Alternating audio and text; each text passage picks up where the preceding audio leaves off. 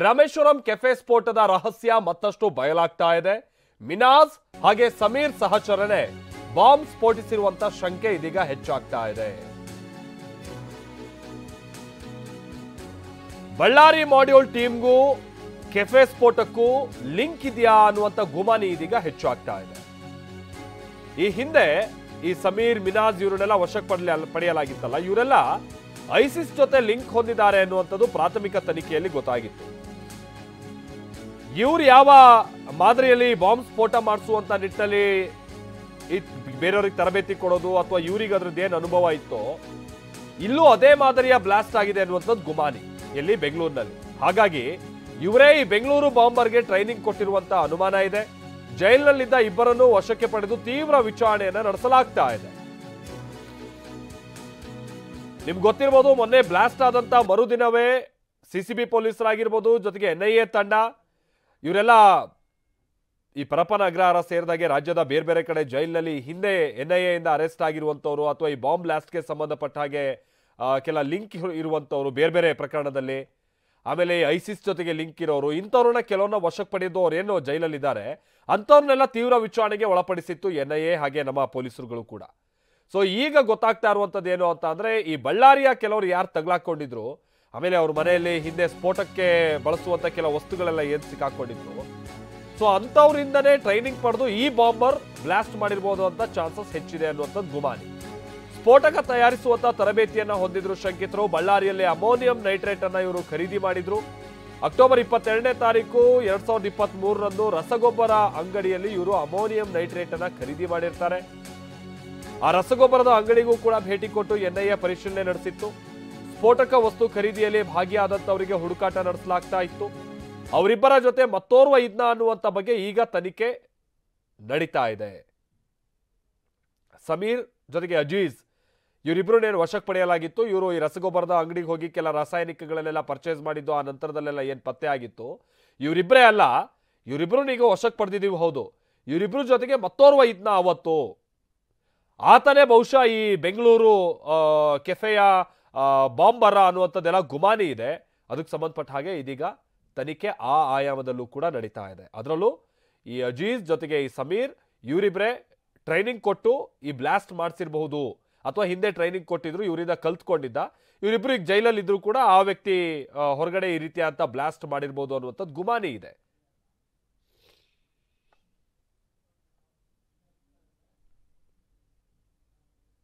ಇದೆಲ್ಲದರ ಜೊತೆಗೇನೆ ರಾಜ್ಯದಲ್ಲಿ ಬೇರೆ ಬೇರೆ ಸಂದರ್ಭದಲ್ಲಿ ತಗಲಾಕೊಂಡಿದ್ದಂತ ಕೆಲ ಶಂಕಿತ ಉಗ್ರರೇನಿದ್ರು, ಅದರಲ್ಲಿ ಶಿವಮೊಗ್ಗದಲ್ಲಿ ಈ ತುಂಗಾ ನದಿ ತೀರದಲ್ಲಿ ಬ್ಲಾಸ್ಟ್ ಮಾಡ್ತಾ ಇದ್ದಂತ ಕೆಲ ಶಂಕಿತರುಗಳು, ಅದಾದ ನಂತರ ಅಲ್ಲಿ ಈ ಮೊನ್ನೆ ಮಂಗಳೂರು ಬಾಂಬ್ ಬ್ಲಾಸ್ಟ್ಗೆ ಸಂಬಂಧಪಟ್ಟ ಹಾಗೆ ಶಾರಿಕ್ ಜೊತೆಗೆ ಆ ಪ್ರಕರಣಕ್ಕೆ ಸಂಬಂಧಪಟ್ಟ ಹಾಗೆ ಯಾರ್ಯಾರು ತಗಲಾಕೊಂಡಿದ್ರು, ಇವುಗಳನ್ನೆಲ್ಲನೂ ಕೂಡ ಸೈಮಲ್ಟೇನಿಯಸ್ಲಿ ವಿಚಾರಣೆಗೆ ಒಳಪಡಿಸುವಂತ ಕಾರ್ಯ ನಡೀತಾ ಇದೆ. ಬಾಂಬ್ ತಯಾರಿಸುವಂತ ತರಬೇತಿಯನ್ನ ಈ ಶಂಕಿತ ಉಗ್ರ ಪಡೆದಿದ್ದ ಅನ್ನುವಂಥದ್ದು ಹೆಚ್ಚಾಗ್ತಾ ಇರುವಂತ ಗುಮಾನಿ. ಸ್ಫೋಟಕ ಕೆಮಿಕಲ್ಸ್ ಗಳನ್ನ ಎಲ್ಲಿ ಖರೀದಿ ಮಾಡಲಾಗಿದೆ, ಒಂದು ಬಳ್ಳಾರಿಯ ರಸಗೊಬ್ಬರ ಅಂಗಡಿಯಲ್ಲಿ ಈ ಹಿಂದೆ ಖರೀದಿ ಆಗಿತ್ತು. ಈ ಬಾಂಬರ್ ಕೂಡ ಬಳ್ಳಾರಿಯಲ್ಲೆಲ್ಲ ಓಡಾಡಿದ್ದಾನೆ ಅನ್ನುವಂಥದ್ದು ಮೇಲ್ನೋಟಕ್ಕೆ ಬಹಳ ಸ್ಪಷ್ಟವಾಗಿ ಗೊತ್ತಾಗಿರುವಂತ ಮಾಹಿತಿ, ಪ್ರಾಥಮಿಕವಾಗಿ ಲಭ್ಯ ಆಗಿರುವಂತ ಮಾಹಿತಿ. ಹೀಗಾಗಿ ಈ ಬಾಂಬರ್ಗೂ ಬಳ್ಳಾರಿಯಲ್ಲಿ ಸಿಕ್ಕಾಕೊಂಡಿರುವಂತ ಶಂಕಿತ ಉಗ್ರರಿಗೂ ಮತ್ತೆ ಅಲ್ಲೇ ಈತ ಕೆಲ ಕೆಮಿಕಲ್ಗಳನ್ನ ಅಥವಾ ರಾಸಾಯನಿಕಗಳನ್ನ ಪರ್ಚೇಸ್ ಮಾಡಿದಾನ ಅನ್ನುವಂಥದ್ದು ಗುಮಾನಿ ಹೆಚ್ಚಾಗ್ತಾ ಇದೆ. 48 ಗಂಟೆಯಿಂದ ಬಳ್ಳಾರಿಯಲ್ಲೇ ಬೀಡು ಬಿಟ್ಟಿದೆ NIA ಟೀಮ್. ಸ್ಥಳೀಯ ಪೊಲೀಸರ ಸಹಾಯವನ್ನ ಪಡೆದು ಶಂಕಿತನಿಗೆ ಹುಡುಕಾಟವನ್ನ ಬಳ್ಳಾರಿಯಲ್ಲೂ ನಡೆಸಲಾಗ್ತಾ ಇದೆ.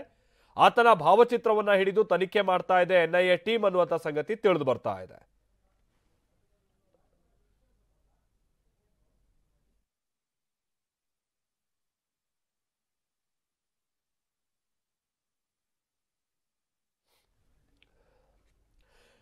ಶಿವಪ್ರಸಾದ್ ನಮ್ಮ ಪ್ರತಿನಿಧಿ ಇದಕ್ಕೆ ಸಂಬಂಧಪಟ್ಟ ಹಾಗೆ ಮತ್ತಷ್ಟು ಡೀಟೇಲ್ಸ್ ಅನ್ನ ಕೊಡ್ತಾರೆ. ನಮ್ಮ ಜೊತೆಗೆ ನೇರ ಸಂಪರ್ಕದಲ್ಲಿ ಜಾಯಿನ್ ಆಗ್ತಾ ಇದ್ದಾರೆ. ಶಿವು, ಇಲ್ಲಿ ಈತ ಯಾವ ಲಿಂಕ್ ಅನ್ನ ಹಿಂದೆ ಹೊಂದಿದ್ದ ಅನ್ನುವಂಥದ್ದನ್ನು ಪತ್ತೆ ಹಚ್ಚುವಂಥದ್ದು ಪ್ರಾಥಮಿಕವಾಗಿ ಆಗ್ಬೇಕಾಗಿರುವಂತ ಕಾರ್ಯ. ಒಂದು ಹಂತಲ್ಲಿ ಬಳ್ಳಾರಿ ಲಿಂಕ್ ಇರುವಂಥದ್ದು ಬಹುತೇಕ ಇಲ್ಲಿ ಖಚಿತ ಆಗಿದ್ಯಾ? ಬಳ್ಳಾರಿಗೆ ಸಂಬಂಧಪಟ್ಟ ಹಾಗೆ ಹಿಂದೆ ಅಲ್ಲಿ ತಗಲಾಕೊಂಡಂತವ್ರು, ಅಲ್ಲಿ ಕೆಲ ಕೆಮಿಕಲ್ ಅನ್ನ ಪರ್ಚೇಸ್ ಮಾಡಿದಂತ ಅಂಗಡಿ, ಜೊತೆಗೆ ಈತ ಕೂಡ ಬಳ್ಳಾರಿಯಲ್ಲೇ ಕಾಣಿಸ್ಕೊಂಡಿದ್ದ ಅನ್ನುವಂಥದ್ದು, ಹೇಗೆ ಬಳ್ಳಾರಿಯ ಮೂಲದ ವ್ಯಕ್ತಿ ಇರ್ಬೋದಾ ಈತ, ಅಥವಾ ಬಳ್ಳಾರಿ ಲಿಂಕ್ ಹೆಚ್ಚಿದೆ ಅನ್ನುವಂಥದ್ದನ್ನ ಅನುಮಾನ ಹೆಚ್ಚಾಗೋದಕ್ಕೆ ಸಾಕ್ಷ್ಯ ಏನೇನು ಲಭ್ಯ ಆಗ್ತಾ ಇದೆ ಅಂತೇಳಿ ಶಿವು?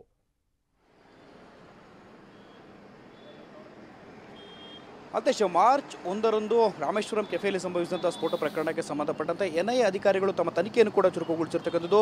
ಈ ಒಂದು ತನಿಖೆಯ ಭಾಗವಾಗಿ ಸೆಂಟ್ರಲ್ ಜೈಲಿನಲ್ಲಿದ್ದಂತಹ ಆರೋಪಿಗಳಾಗಿದ್ದಂತಹ ಹಿಂದೆ ಅಂದರೆ 2023ರ ಡಿಸೆಂಬರ್ 18ರಂದು ಎನ್ಐಎ ಅಧಿಕಾರಿಗಳು ದಾಳಿಯನ್ನು ನಡೆಸ್ತಾರೆ. ಖಚಿತ ಮಾಹಿತಿಯ ಮೇರೆಗೆ ದೇಶಾದ್ಯಂತ ಪ್ರಮುಖವಾಗಿ ಕರ್ನಾಟಕ, ಮಹಾರಾಷ್ಟ್ರ, ದೆಹಲಿಯಲ್ಲಿ 19 ಸ್ಥಳಗಳಲ್ಲಿ ದಾಳಿಯನ್ನು ಮಾಡಿರ್ತಕ್ಕಂಥದ್ದು. ಈ ಒಂದು ದಾಳಿಯಲ್ಲಿ ಪ್ರಮುಖವಾಗಿ ಎನ್ಐಎ ಪೊಲೀಸರಿಗೆ ಅಮೋನಿಯಂ ನೈಟ್ರೇಟ್ ಕೂಡ ಸೇರಿದಂತೆ ಕೆಲವೊಂದು ಮಹತ್ವದ ದಾಖಲಾತಿಗಳು ಕೂಡ ಸಿಕ್ಕಿರುತ್ತೆ.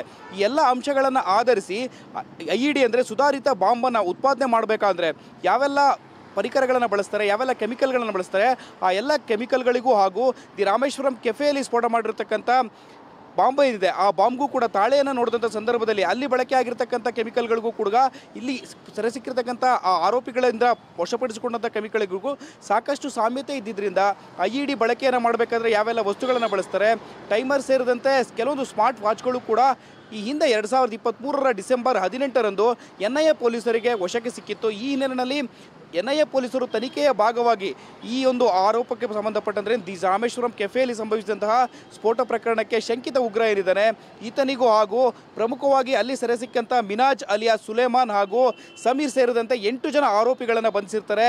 ಈ ಒಂದು ತನಿಖೆಯ ಭಾಗವಾಗಿ ಸಸ್ಪೆಕ್ಟ್ನ ಆಧಾರದ ಮೇಲೆ ಬಾಡಿ ವಾರೆಂಟ್ ಮೂಲಕ ಮಾರ್ಚ್ 6ರಂದು ಮಿನಾಜ್ ಅಲಿಯಾ ಸುಲೇಮಾನನ್ನು ಮೊದಲಿಗೆ ಎನ್ಐಎ ಪೊಲೀಸರು ವಶಕ್ಕೆ ಪಡೆದು ತನಿಖೆಯನ್ನು ಚುರುಕುಗೊಳಿಸ್ತಾರೆ. ಅಷ್ಟೇ ಅಲ್ಲದೆ ಇನ್ನೂ 2 ಆರೋಪಿಗಳನ್ನು ಈಗಾಗಲೇ ಬಾಡಿ ವಾರೆಂಟ್ ಮೂಲಕ ಎನ್ಐಎ ಪೊಲೀಸರು ವಶಕ್ಕೆ ಪಡೆಯುವ ಕೆಲಸವನ್ನು ಕೂಡ ಮಾಡ್ತಿರ್ತಕ್ಕಂಥದ್ದು. ಎನ್ಐಎ ಪೊಲೀಸರಿಗೆ ಈ ಒಂದು ಪ್ರಕರಣದ ಹಿನ್ನೆಲೆಯನ್ನು ಗಮನಿಸ್ತಾ ಹೋದರೆ IEDಯನ್ನು ಸ್ಫೋಟ ಮಾಡಬೇಕಾದ್ರೆ ಯಾವೆಲ್ಲ ಕಚ್ಚಾ ವಸ್ತುಗಳನ್ನು ಬಳಕೆಯನ್ನು ಮಾಡ್ತಾರೆ, ಗನ್ ಪೌಡರ್ ಸೇರಿದಂತೆ ಅಮೋನಿಯಂ ನೈಟ್ರೇಟ್ ಈ ಎಲ್ಲ ವಸ್ತುಗಳನ್ನು ಕೂಡ ಅಕ್ಟೋಬರ್ 22ರಂದು ಬಳ್ಳಾರಿಯ ಕೌಲ್ ಬಜಾರ್ನಲ್ಲಿರ್ತಕ್ಕಂಥ ರಸಗೊಬ್ಬರದ ಅಂಗಡಿಯಿಂದ ಖರೀದಿಯನ್ನು ಮಾಡಿದ್ರು ಸಮೀರ್ ಮತ್ತು ಸುಲೇಮಾನ್ ಅಂತೇಳಿ ಮಾಹಿತಿ ಲಭ್ಯವಾಗಿರ್ತಕ್ಕಂಥದ್ದು. ಮತ್ತೋರ್ವ ಆರೋಪಿ ಕೂಡ ಇವರೊಂದಿಗೆ ಇದ್ದ ಅಂದರೆ 3 ಕೂಡ ಅಕ್ಟೋಬರ್ 22ರಂದು ಕಳೆದ ವರ್ಷವೇ ಅಮೋನಿಯಂ ನೈಟ್ರೇಟನ್ನು 1 kg ಅಮೋನಿಯಂ ನೈಟ್ರೇಟನ್ನು ಖರೀದಿಯನ್ನು ಮಾಡಿದ್ರು ಅಂತೇಳಿ ಮಾಹಿತಿ ಲಭ್ಯವಾಗಿರ್ತಕ್ಕಂಥದ್ದು. ಅಷ್ಟೇ ಅಲ್ಲದೆ ಈ ಸಮೀರ್ ಮತ್ತು ಮಿನಾಜ್ನ ಹಿನ್ನೆಲೆಯನ್ನು ಗಮನಿಸ್ತಾ ಹೋದರೆ ಮಿನಾಜ್ ಕೌಲ್ ಬಜಾರ್ ಬಳ್ಳಾರಿಯ ಕೌಲ್ ಬಜಾರ್ನಲ್ಲಿರ್ತಕ್ಕಂಥ ಈ ಒಂದು ಕೌಲ್ ಬಜಾರ್ ಠಾಣಾ ವ್ಯಾಪ್ತಿಯಲ್ಲಿಯೇ ಬಟ್ಟೆ ಮಳಿಗೆಯನ್ನು ಓಪನ್ ಮಾಡಿರ್ತಾನೆ. ಹೆಸರಿಗಷ್ಟೇ ಆತ ಬಟ್ಟೆ ಮಳಿಗೆಯನ್ನು ನಡೆಸ್ತಿರ್ತಾನೆ. ಆದಾಗ್ಯೂ ಕೂಡ ಈತ ಜಿಹಾದಿ ಸಂಘಟನೆಗೆ ಉಗ್ರವಾದಕ್ಕೆ ಕಾಲೇಜು ಯುವಕರನ್ನು ಸೆಳೆತಿರ್ತಾನೆ ಅಂತೇಳಿ ಮಾಹಿತಿ ಲಭ್ಯವಾಗಿರ್ತಕ್ಕಂಥದ್ದು. Malthesh, thank you Shivu.